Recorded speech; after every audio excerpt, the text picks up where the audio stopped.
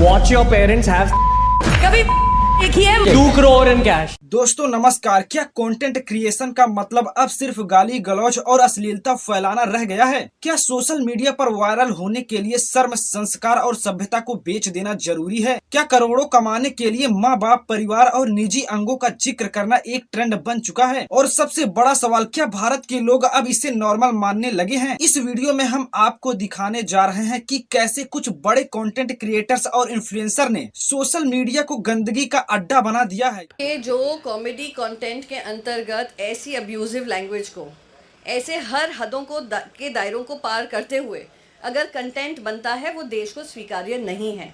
जहां माँ बाप के रिश्ते से लेकर एक IIT बाबा था जिन्होंने अपने माँ बाप को गाली दे रहे थे, एक ये निकले जो देखना चाहते हैं, अपने माँ बाप की इंटीमेसी देखना चाहते हैं। ये किस स्तर पे हम आगे रहे हैं? एक आपको प्लेटफॉर्म मिलता है, उसका मतलब ये नहीं है कि आप कुछ भी बोल दें, कि आपकी कोई जिम्मेदारी नहीं है। He is someone with millions of subscribers. इनके पॉडकास्ट में हर मंत्री बैठा है, प्रधानमंत्री ने इनको बकायदा अवार्ड दिया है। तो आप ये जिम्मेदारी समझिए। आप सोच सकते हैं कि कोई पद्म विभूषण ले जाए, पद्म भूषण ले जाए, पद्मश्री ले जाए और उसके बाद इस तरीके का कंटेंट बनाए?